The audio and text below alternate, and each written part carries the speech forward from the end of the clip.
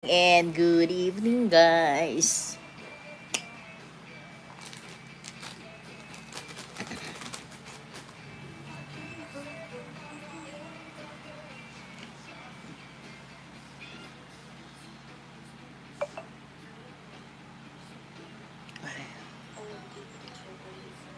What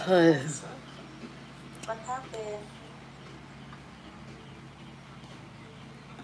Hello guys, good evening. Ito, hahabulin natin ang live natin ngayon kasi nalilate na tayo.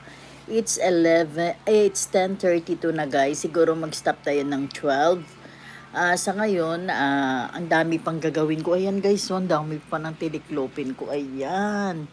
Kaso lang nga, syempre, medyo late na tayo, no? Ang gagawin natin is kwento-kwentuhan lang ba?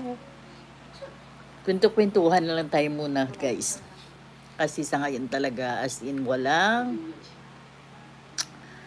lang magawa. At saka ngayon,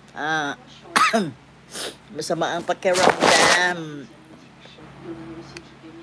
Sorry guys, masama ang pakiramdam ni Mondar.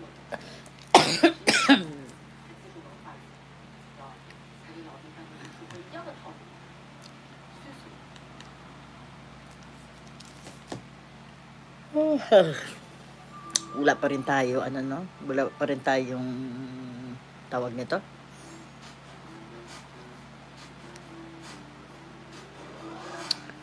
Bakit ganun? Wala akong